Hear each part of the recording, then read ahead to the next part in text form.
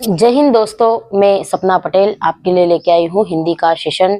हिंदी के सेशन में हम वर्तनी वाला टॉपिक आज देखने वाले हैं। वर्तनी शुद्धि अर्थात किसी शब्द के सही तरीके से कैसे लिखते हैं। जनरली हम मात्राओं की मिस्टेक्स इस प्रकार से या फिर कहीं आधा शब्द पूर्ण वर्ण आधा वर्ण इस प्रकार से गलतियां कर देते हैं। तो इस टॉपिक को आज हम पढ़ेंगे जो आपकी परीक्षाओं की दृष्टि से मोस्ट इम्पोर्टेंट है बच्चों। एसएससी जीडी जो अभी करंट वाली एग्जाम है 4 फरवरी से जिसके पेपर शुरू हो रहे हैं, आप लोग उसकी तैयारी कर रहे होंगे, तो उस परीक्षा में आपके लिए ये बहुत महत्वपूर्ण रहेगा। सिलेबस में भी टॉपिक दिया है वर्तनी शुद्धि, जिससे 2 से 3 प्रश्न बनने तय है बच्चों आपकी परीक्षा में। एक क्लास हम इसकी पहले देख चुके हैं। इसी प्रकार हम छोटे छोटे पार्ट में वर्तनी को कंप्लीट करेंगे, क्योंकि ऐसा है बच्चों की बहुत सारे शब्द हम ऐसे भी याद नहीं कर पाते हैं। ये थोड़ा सा याद रखने वाला टॉपिक हो जाता है कि भाई कहाँ पर औ की मात्रा आ रही, कहाँ पर ओ की मात्रा आ रही है। इसमें थोड़ा सा हम गलती कर देते हैं, तो इनको हम छोटे छोटे पार्ट में कवर कर रहे हैं। वर्तनी का पार्ट 1 हो चुका है, अभी ये पार्ट 2 है बच्चों, जिसको हम आज कवर करें। और इसी प्रकार से हम आगे वर्तनी अभी कंटिन्यू करेंगे। अभी इसको हम कंप्लीट नहीं कर रहे हैं, वर्तनी का टॉपिक हमारा चलते रहेगा बच्चों। अभी एक और क्लास इसकी रहेगी, जिसमें हम इसी प्रकार से कुछ वर्णों को, कुछ शब्दों को सही तरीके से लिखना और सीखेंगे। शुरू करते हैं बच्चों। इस प्रकार आपके इधर अशुद्ध वर्ण है और इधर आपके शुद्ध वर्ण है। इधर भी आपके अशुद्ध वर्ण है और इधर आपके शुद्ध वर्ण है बच्चों। दूसरी चीज एक और ध्यान रखना, वर्तनी वाला जो टॉपिक है वो एसएससी जीडी के लिए तो जरूरी है बच्चों, लेकिन जितनी भी कॉम्पिटिटिव एग्जाम्स है जिसमें हिंदी पूछी जा रही है, ऐसा नहीं है कि कॉम्पिटिटिव एग्जाम में हिंदी नहीं आ रही है तो फिर वर्तनी आने का तो सवाल ही नहीं उठता है। लेकिन ऐसी परीक्षाएं जिनमें हिंदी पूछी जा रही है, जैसे एमपी एसआई में हिंदी पूछी जाती है, यूपी पुलिस में पूछी जाती है, ठीक है। स्टेट एग्जाम में देखें तो एमपी में जो संविधा वर्ग 3 की परीक्षा होती है उसमें इंपॉर्टेंट है हिंदी, ठीक है। इस प्रकार से हिंदी जिन जिन परीक्षाओं में पूछी जाती है वहां पर आपका टॉपिक जरूरी हो जाएगा। आगे बढ़ते हैं बच्चों। पहला शब्द है हमारा त्योहार। पहला शब्द है बच्चों हमारा त्योहार। जनरली बच्चों को त्योहार में ये पता होता है कि औ की मात्रा आएगी। कौन सी मात्रा आएगी? औ की। हम इसी प्रकार से पढ़ते हैं बच्चों त्योहार और इसी प्रकार से लिखते हैं, जबकि ये गलत है बच्चों। त्योहार शब्द में कौन सी मात्रा आती है? ओ की। त्योहार शब्द में ध्यान रखेंगे हमेशा, त्योहार शब्द में ओ की मात्रा आती है। अगला शब्द है बच्चों संसारिक। अगला शब्द है संसारिक। संसारिक शब्द की शुद्ध वर्तनी संसारिक नहीं होकर क्या बनती है बच्चों? सांसारिक। इसके पीछे थोड़ा सा लॉजिक है, उसको हम समझ लेते हैं ताकि इसके जैसे जुड़े और सारे शब्द आपके कवर हो जाए। हमें ये फोकस नहीं रखना है कि हमें रट्टा मारना है और हमारा एक शब्द कंप्लीट हो गया। हमें ये फोकस रखना है कि इसके जैसे जुड़े हमारे कभी भी शब्द गलत ना हो। जैसे कि जो संसारिक शब्द है कैसे बनाए बच्चों, इसको समझेंगे। संसारिक शब्द संसार प्लस इक। संसार शब्द में इक जुड़कर बना है। संसार शब्द में जब आप इक जोड़ोगे तो कौन सा शब्द बनेगा? संसारिक। र में ये ई जुड़ के क लग जाएगा। तो बच्चों यहाँ ध्यान रखना है, यहाँ संसारिक इक जुड़ने के बाद तो मैम ऐसा ही बनना चाहिए। फिर आपने शुद्ध वर्ण सांसारिक को क्यों कहा, तो इसको ही समझना है हमको बच्चों। जब आप इसमें इक जोड़ते हो तो उसके बाद क्या होता है, जब भी किसी वर्ण में एक प्रत्यय पीछे लग रहा है, यानी क्या है? प्रत्यय। जो आगे लगता है वो क्या रहता है? उपसर्ग। तो जब भी किसी वर्ण में आप एक प्रत्यय जोड़ते हैं और उसका शुरुआती वर्ण अगर अ है तो आ में बदल जाता है, यानी किसमें बदल जाएगा? सांसारिक। तो सही वर्ण हमारे पास क्या हो जाएगा बच्चों? सांसारिक। संसारिक नहीं होकर क्या बनेगा? सांसारिक। तो इस बात को हमेशा ध्यान रखेंगे कि जब भी एक प्रत्यय जुड़ेगा तो आगे का वर्ण अगर अ है तो आ में बदल जाएगा। अगला वर्ण है बच्चों हमारे सामने हस्ताक्षेप। अगला वर्ण है बच्चों हस्ताक्षेप। तो हस्ताक्षेप जो शब्द होता है बच्चों, हस्ताक्षेप नहीं होता है, शब्द होता है हस्तक्षेप। हस्तक्षेप। ध्यान रखेंगे त में आ की मात्रा नहीं लगती है। अगला वर्ण है बहु। बहुवर्ण को भी थोड़ा सा क्लियर करेंगे, इससे जुड़े हुए शब्द भी आपको क्लियर होने चाहिए बहुवर्ण से, तो इसको ध्यान देंगे बच्चों। जो बहु शब्द है इसमें आप जनरली हमारी आदत है छोटा ऊ की मात्रा लगाने की। फिर भी कुछ लोगों को अगर ये पता भी हो, ये जानकारी में हो कि इसमें हमेशा बड़ा ऊ की मात्रा लगती है, शुद्ध वर्ण कौन सा रहेगा? बड़ा ऊ की मात्रा। तो आपको एक चीज और ध्यान रखना है, मैम बहु एक वचन है, बहुवर्ण क्या है? एक वचन। इसका जब बहुवचन बनाएंगे तो फिर आप इस प्रकार से ही करके आओगे, क्योंकि बहुवर्ण में हमने क्या सीखा है? बड़ा ऊ की मात्रा आएगी, छोटा ऊ की मात्रा नहीं आएगी। कौन सी मात्रा आएगी? बड़ा ऊ की। तो फिर बहुए में भी आप बड़ा ऊ लगा दोगे, जबकि बच्चों ऐसा नहीं होगा। जब तक बहु शब्द एक वचन है तो उसमें बड़ा ऊ की लगेगा, लेकिन अगर इसको आपने बहुवचन बना दिया, बहु से बहुए कर दिया, तो फिर ये मात्रा कौन सी बन जाएगी बच्चों? छोटा ऊ की। ध्यान रखना है, वधु बहु सब एक जैसे शब्द है। वधु शब्द को भी जब आप एक वचन में लिखोगे तो बड़ा ऊ की मात्रा के साथ आएगा। जिस पिछली क्लास में हमने इसको देखा था, और समझ लेते हैं।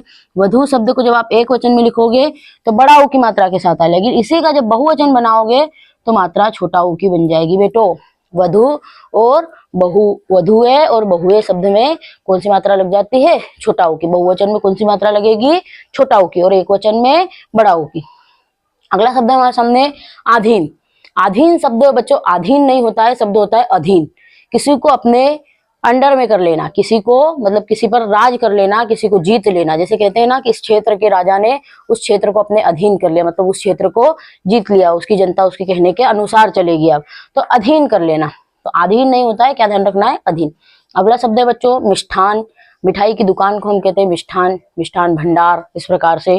तो मिष्ठान जनरली हम कहते हैं, आपने कहीं बैनर पोस्टर वगैरह पे भी मिष्ठान ही छपा होगा। जैसे किसी दुकान का नाम है अग्रवाल मिष्ठान, तो बच्चों अग्रवाल मिष्ठान नहीं होता है, मिष्टान होता है। सही वर्तनी क्या होगी?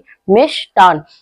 अगर आपने एसएससी जीडी की परीक्षा में प्रश्न बनता है और बैनर पर जनरली आपको मिष्ठान ही मिलेगा, बैनर के मिष्ठान को देखते हुए अगर आप मिष्ठान करके आते हो तो बच्चों आपके 2 नंबर कट जाएंगे। बच्चों क्या ध्यान रखना है? मिष्टान। अगला शब्द है अत्याधिक। शब्द क्या है हमारे सामने? अत्याधिक। तो समझेंगे यहाँ पर अत्याधिक नहीं होता, शब्द वर्तनी क्या होती है? अत्यधिक। अब इतना तो हमने याद कर लिया कि वर्तनी होती है मैम अत्यधिक, लेकिन क्या ध्यान रखना है? अत्यधिक बना कैसे? अत्या क्यों नहीं है, अत्य क्यों है, यानी अत्याधिक क्यों नहीं है, अत्यधिक क्यों है? तो इसको थोड़ा सा क्लियर करेंगे बच्चों यहीं पर हम। ये जो अत्याधिक शब्द है ये बनता है अति प्लस अधिक से। किससे बनता है? अति प्लस अधिक। एक आपकी संधि का एग्जाम्पल है, और कौन सी संधि है? कोई पहचाने इसको, कौन सी संधि है? इस शब्द में आपकी संधि है, यानी देखो जहां पर आपका विच्छेद है, यानी अति और अधिक में कहीं आपको यह दिख रहा है क्या? नहीं दिख रहा है मैम। और अति और अधिक जब जुड़ जाएगा तो क्या बन जाएगा? यह। अति प्लस अधिक मिलकर क्या बनता है? अत्यधिक। तो अति और अधिक जब जुड़ जाएगा तो य का निर्माण करेगा, और जिस भी संधि में य का निर्माण होता है वो कहलाती है यण स्वर संधि।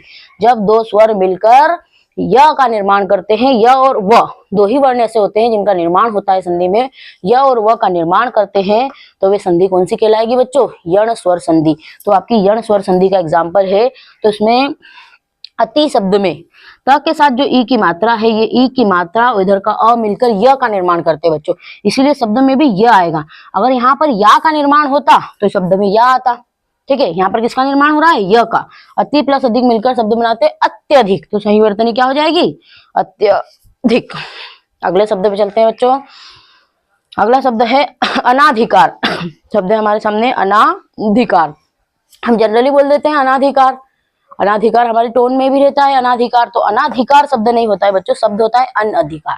क्या होता है? शब्द अनअधिकार। इसके पीछे भी लॉजिक है, इसको थोड़ा सा समझेंगे। इसके जैसे और वर्ण आपके गलत ना हो इसलिए इसको हम थोड़ा सा देखेंगे। इसको मिटा देती हूँ बच्चों, अत्यधिक को आप लोग ध्यान रख लेंगे कि ये किससे बना है? अति प्लस अधिक से, या फिर नोट कर लेंगे अत्यधिक शब्द किससे मिलकर बना है? अति प्लस अधिक से। अब अनाधिकार को देखेंगे।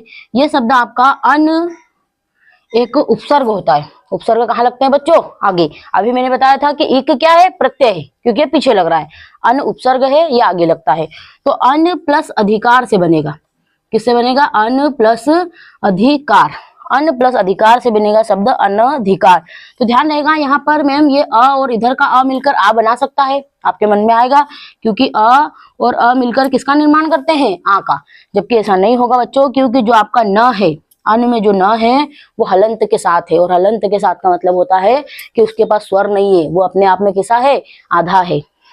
तो अधिकार का अ इसके साथ जुड़कर न को सिर्फ पूरा करेगा, उसको आ की मात्रा नहीं देगा, इसलिए यहाँ पर कंप्लीट वर्ण बनेगा अन, और फिर पीछे लग जाएगा धिकार, इसलिए शब्द क्या बन जाएगा? अनधिकार। अनाधिकार नहीं बनेगा बच्चों। ठीक है, ध्यान रखना है इस चीज को आपको। आगे बढ़ते हैं। इस साइड अब आ जाएंगे हम वर्तनी के। इधर वाले अशुद्ध वर्ण है हमारे। देखो ध्यान रखना बच्चों, अंताक्षरी शब्द जो आपके सामने लिखा है मोस्ट इंपोर्टेंट है, मोस्ट इंपोर्टेंट है। जनरली हम क्या कहते हैं? अंताक्षरी खेलते हैं। क्या कहते हैं? अंताक्षरी खेलते हैं। आपको पता होगा गाने का एक गेम होता है, 2 4 6 जन बैठकर इसको खेलते हैं इस गेम को।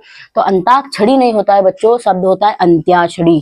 शब्द क्या होगा? अंत्याक्षरी। हमें बचपन से ही बहुत गलत चीजें बताई गई है, अंताक्षरी ही हम बोलते हैं, जबकि अंताक्षरी नहीं होता बच्चों। शब्द क्या होगा?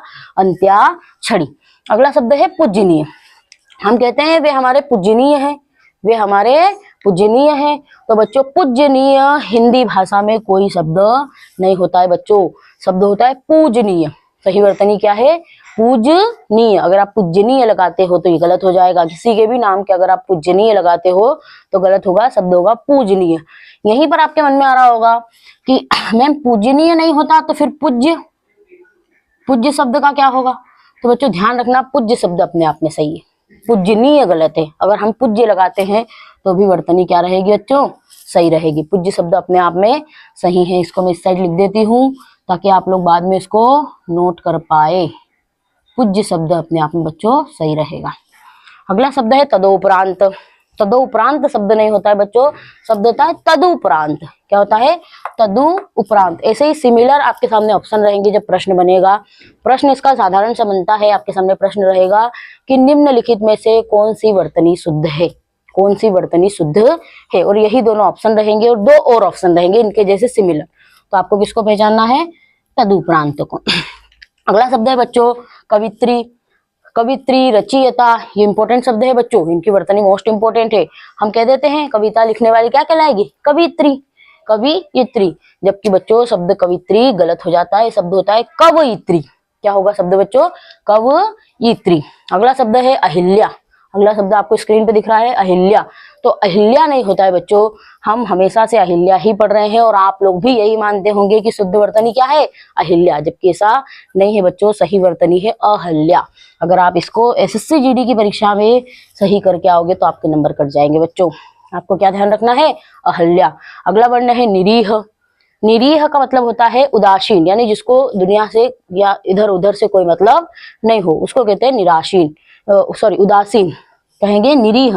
निरीह शब्द में बच्चों र में छोटी ई की मात्रा नहीं आती है, र में आएगी बड़ी ई की मात्रा। आपको ध्यान रखना है मात्राओं का, मात्राओं की वजह से ही आपके नंबर कट जाएंगे बच्चों।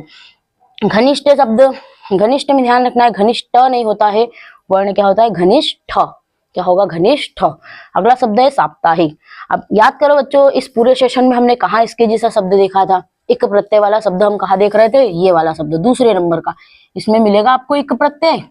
एक प्रत्यय से ही जुड़ के बना है, वैसे ही साप्ताहिक शब्द भी किससे बना है? एक प्रत्यय से। क्या जुड़ा है मैम? यहाँ पे सोचेंगे सप्ताह प्लस इक, क्या बनेगा? सप्ताह धन इक। तो सप्ताह धन इक में भी साप्ताहिक न होकर इक प्रत्यय जुड़ने की वजह से शब्द का शुरुआती वर्ण स किसमें बदल जाएगा? सा में। तो क्या कहेंगे? साप्ताहिक। हम कहते हैं ना साप्ताहिक न्यूज़पेपर, साप्ताहिक रोजगार दर्पण, जो आपकी जीके के लिए होता है, ठीक है? तो उस प्रकार से साप्ताहिक नहीं होता है बच्चों, क्या होगा शब्द? साप्ताहिक। और ऐसे ही जितने वर्ण जिनमें आप एक प्रत्यय जोड़ते हो, अगर उनके शुरुआत में अ है तो वो आ में बदलेगा, यानी स सिंगल था तो किसमें बदलेगा? सा में। यहाँ पर भी स सिंगल था तो किसमें बदलेगा? सा में। तो शब्द बन जाएगा साप्ताहिक। अगला मोस्ट इंपोर्टेंट वर्ण है बच्चों, सॉरी मोस्ट इंपोर्टेंट शब्द है वाल्मीकि। क्या है शब्द? वाल्मीकि। हम जनरली ऐसा ही वाल्मीकि लिखते हैं, कोई हो सकता है दूसरे तरीके से लिखता हो, लेकिन ऐसे शुद्ध वर्तनी वाला वाल्मीकि शायद आप लोग नहीं लिखते हो बच्चों। और इसकी वर्तनी शुद्ध यही है, म में बड़ी ई की मात्रा आएगी और क में छोटी ई की मात्रा आएगी।